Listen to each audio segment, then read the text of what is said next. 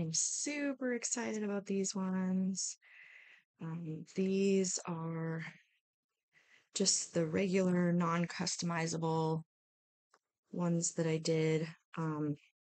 So how they come is this is actually the backer, and then these actually print inside. So I call them a 2-in-1. So then you're getting minimal waste. And these were the other ones that I did that I thought were super cute. So I'm not going to do a tutorial on these ones, but some of the designs are similar and you'll get the idea of, and then I did list my paint colors and everything. So, oh, and I did mention, because these are actually a little bit smaller because I wanted to fit all of them on the Glowforge sheet. So I did them a little bit smaller. So what I was suggesting is, so since you have this concept of the 2-in-1, if you were printing them and you wanted to take this piece because it's smaller, you could actually make that into a cute keychain with their name on it as well. So that's what I was kind of suggesting when I made the listing. But by all means, do whatever you want. These ones I made for the stand because, or for markets, because I don't always sell well for markets and farmers markets and stuff or events with customizable stuff. So I wanted to have also that I can make mass quantity and have them available. So let's get started. So let's do, just so then you can get the idea of what I'm doing, we'll do the star, the simple one first. So I'm going to do a whitewash kind of with, I call it the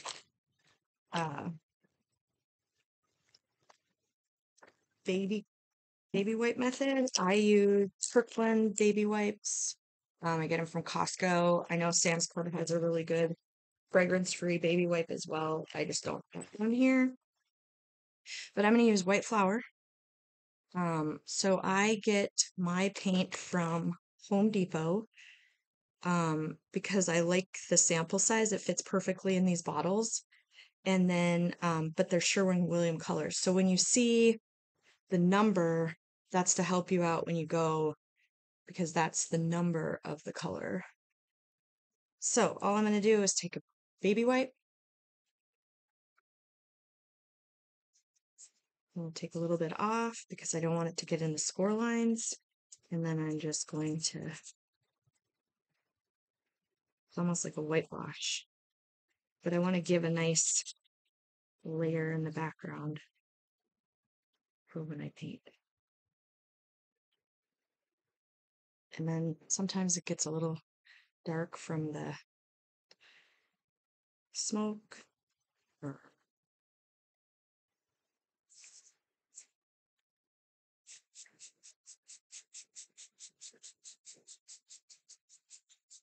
I don't really worry about my lines too much. If you're worried about your lines, I got these nifty little tools at the dollar store that work pretty good. You could do a second coat if you want. I think this will be fine. And I'll probably do it the rest of them off camera so you don't have to sit and wait for me. But here you can just, this I got at the dollar store.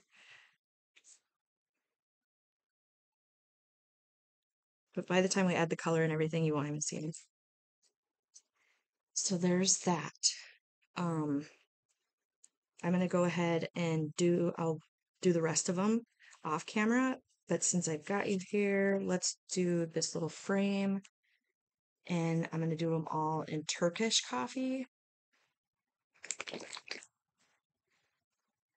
Again, similar or same concept.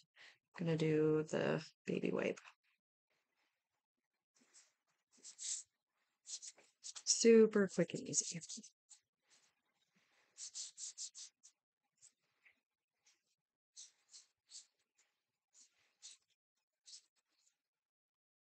And then I came back just because I was doing a bunch of them, and I just added a little more paint and went in and did the little highlight instead of with my paintbrush, came in and just highlighted the little score mark so it looked, and there you go. Super quick and easy. So I'm going to finish the rest of those as okay, so all I'm going to do is take my little angle brush. You can see that pretty good. And I'm going to get it wet. I have a tub here. I've got just a drop of dish soap and water in one end. And then I also have just a damp paper towel that I'm going to damp off my paintbrush on. And then I'm going to, for the star, I'm going to use Golden Rule as the color. And so I just put on a little paper plate, just a little bit here. And so I'm going to wet my brush, tap it off, and I'm just going to get a little bit of paint on the corner. And I am just going to, and I might switch this out. I don't know, this might be too, I just dipped it again just to get it flowing a little bit more. But we'll see how this brush works. So all I'm going to do is the whole idea behind this set is I did a set of free motion. I used to do free motion quilting, and so I like this sewn look. I've done a couple different things of like with stitches on them, and the free motion is where you put down a piece of fabric and then you just sew over it. And it doesn't have to be perfect. I think I did, well, I didn't, I don't think I did a couple tutorials of how to do this in watercolor, but in the watercolors, I didn't have all the colors that I wanted. So I just um, thought, you know what, let's try it in paint. That way, for those that don't have watercolors or are afraid of watercolors, you can do the same. You can do the same concept.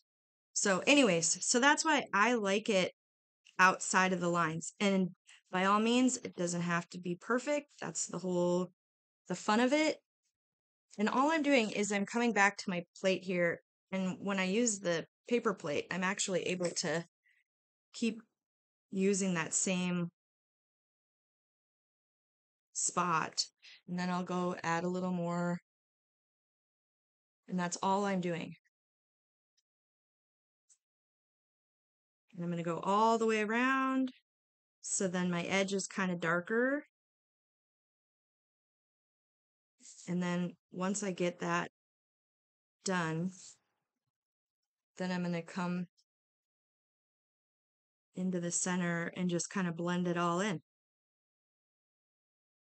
And then I kind of leave the center lighter so it looks like I did some shading, but I really didn't. And so you could go around again if you wanted to, but that is basically it for the painting part of this. And then just for fun, since I got you here, I'm going to take that, I'm going to do a little, sorry, wrong color, Turkish coffee. And I'm going to put a little on my tray here, and I'm going to do the same thing. So I've got this, and I think I'm actually going to use a bigger brush. I'm going to wet this brush. So it's just a bigger brush. I'm going to take a little bit, and I'm going to, oh, sorry. Just keep doing the same thing. And we're going to distress this a little around the edge. And you can put on as much as you like, take off as much as you like. Just going back to the plate, getting some more. Add more water if you want it to be less color. But again, this is kind of like a rustic, distressing, doesn't have to be perfect. I actually think it looks better when it's not perfect. Oh, and I should mention, I sanded because I'm using birch plywood, and so I sand before I paint because the fibers pop up on the wood when it gets wet, and I kind of have to sand that down so then it goes smoothly. So if you can see that, this is what that looks like when it's done. Sorry, I guess I should have eaten something. I've got the shakes. But if you can see like the distressing and then